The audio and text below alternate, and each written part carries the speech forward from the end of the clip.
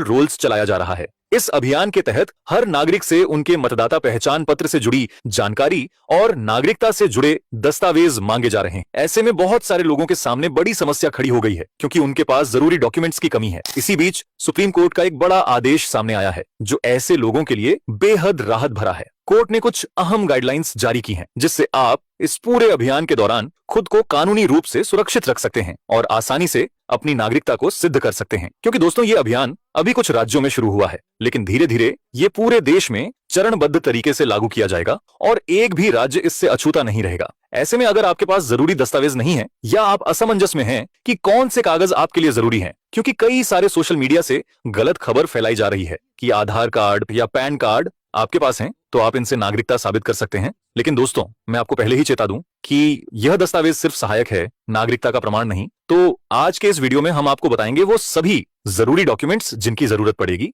और वो आसान तरीका जिससे आप अपनी नागरिकता को आसानी से साबित कर सकेंगे। लेकिन दोस्तों, उससे पहले अगर आप चैनल पर नए हैं तो वीडियो को लाइक और चैनल को सब्सक्राइब जरूर कर लें, ताकि समय समय पर आपको ऐसी जानकारी मिलती रहे। तो चलिए जानते हैं विस्तार से। तो चलिए दोस्तों, अब बात करते हैं कि आखिर वो सुप्रीम कोर्ट की गाइडलाइन क्या है और आप इन सारी परेशानियों से कैसे बच सकते हैं। दोस्तों, हाल ही में चुनाव आयोग ने सुप्रीम कोर्ट को एक बड़ी बात बताई है। चुनाव आयोग का कहना है कि नागरिकता साबित करने के लिए आधार कार्ड, वोटर आईडी कार्ड और राशन कार्ड को वैध दस्तावेज नहीं माना जाएगा। खास तौर पर जो ये स्पेशल इंटेंसिव रिवीजन अभियान चल रहा है, उसके दौरान अगर आप इन दस्तावेजों को दिखाकर अपनी पहचान साबित करना चाहेंगे तो चुनाव आयोग उसे स्वीकार नहीं करेगा। अब यहीं पर सवाल उठता है, जब ये सारे दस्तावेज सरकार खुद बनाती है, इन्हें खुद जारी करती है, तो फिर नागरिकता साबित करने के लिए इन्हें वैध क्यों नहीं माना जा रहा? Aadhaar card, voter card, ration card, ये सब तो भारत सरकार के ही बनाए हुए पहचान पत्र हैं, लेकिन फिर भी इन्हें अवैध मानकर किनारे किया जा रहा है। अब ये बात सीधी सी है दोस्तों,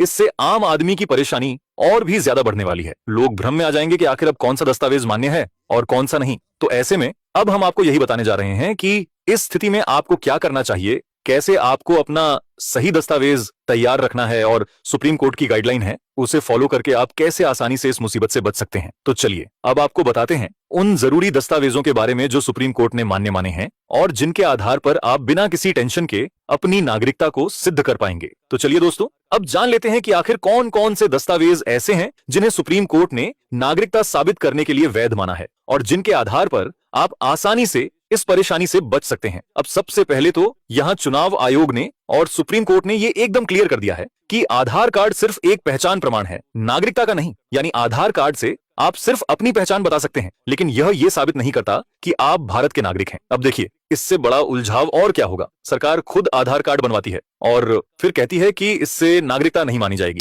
अगला बात करें राशन कार्ड की, तो यहाँ बोला जा रहा है कि इसमें तो फर्जीवाड़े की संभावना सबसे ज्यादा है। मतलब कई लोगों के पास एक से ज्यादा कार्ड हैं या किसी और के नाम पर बने हुए हैं, तो इससे भी नागरिकता साबित नहीं हो सकती। अब रही बात वोटर आईडी की, तो चुनाव आयोग का कहना है कि यह सिर्फ पिछली मतदाता सूचियों का आधार है, लेकिन नए रजिस्ट्रेशन के लिए इसका पुनः सत्यापन जरूरी है। मतलब कि अगर आपने एक बार वोटर कार्ड बनवा लिया, लेकिन अगले चुनाव से पहले फिर से सब कुछ जांचा जाएगा, सब डॉक्यूमेंट मांगे जाएंगे, फिर से पूरा सत्यापन करना होगा। अब इस सबके बीच सुप्रीम कोर्ट की जो गाइडलाइन है उसमें सबसे पहले जो वैध दस्तावेज बताया गया है वो है जन्म प्रमाण पत्र। जी हाँ, अगर आपका जन्म प्रमाण पत्र भारत में जन्म और मृत्यु पंजीकरण अधिनियम 1969 के तहत बना हुआ है, तो ये आपके जन्म स्थान और तिथि को प्रमाणित करता है और ये भारतीय नागरिकता का एक मजबूत आधार माना गया है। यानी पहला दस्तावेज तो हो गया बर्थ सर्टिफिकेट। अब दूसरा दस्तावेज है वह है भारतीय पासपोर्ट। जी हाँ, अगर आपके पास भारत सरकार द्वारा जारी किया गया वैध पासपोर्ट है तो ये भी सीधा सीधा आपके भारतीय नागरिक होने का प्रमाण है। इसमें कुछ भी उलझाने वाली बात नहीं है।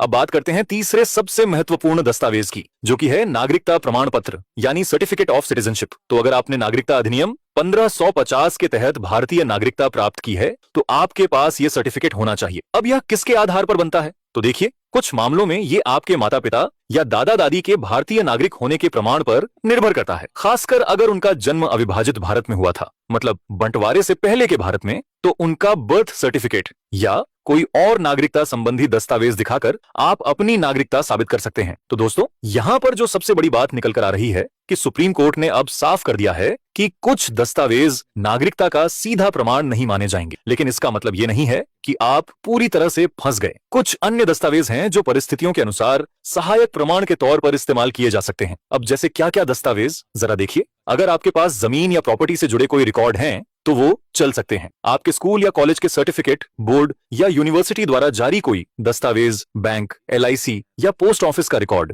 या फिर अगर आपने कभी सरकारी नौकरी की है या सरकारी उपक्रमों में काम किया है तो उससे जुड़ा कोई दस्तावेज, तो ये सब भी सहायक प्रमाण के तौर पर माने जा सकते हैं। दोस्तों, इस फैसले को लेकर मैं अपनी राय भी आपके सामने रखना चाहूंगा कि Aadhaar card, voter card, ration card, ये सब तो खुद भारत सरकार बनाती है और फिर कहती है कि इन्हें हम नागरिकता का प्रमाण नहीं मानेंगे। तो ये सीधा सीधा लोगों को उलझाने का काम कर रहा है। अब गांव में या छोटे शहरों में हर किसी के पास इतने डॉक्यूमेंट कहां से होंगे, और जब जांच टीम आपके दरवाजे पर आएगी तो लोग घबरा जाएंगे कि अब क्या दिखाएं। तो दोस्तों, इसलिए हम यही समझाना चाह रहे हैं कि आप पहले से तैयार रहिए। अगर आपके पास वो दस्तावेज नहीं है जो सीधे तौर पर मान्य नहीं माने जा रहे, तो कम से कम सहायक दस्तावेज जरूर जुटा लीजिए, ताकि जब भी कोई अधिकारी पूछे तो आप उन्हें कुछ तो दिखा सकें। अब बात करते हैं उस सबसे जरूरी लाइन की जो सुप्रीम कोर्ट ने कही है, और वो ये कि चुनाव आयोग नहीं बल्कि गृह मंत्रालय तय करता है कि कौन भारतीय नागरिक है और कौन नहीं। यानी अगर आपको अपने भारतीय होने का सबूत देना है तो सबसे पुख्ता दस्तावेज होंगे जन्म प्रमाण पत्र और भारतीय पासपोर्ट। बाकी सारे दस्तावेज सिर्फ सहायक के तौर पर चलेंगे, निर्णायक नहीं होंगे। तो देखो,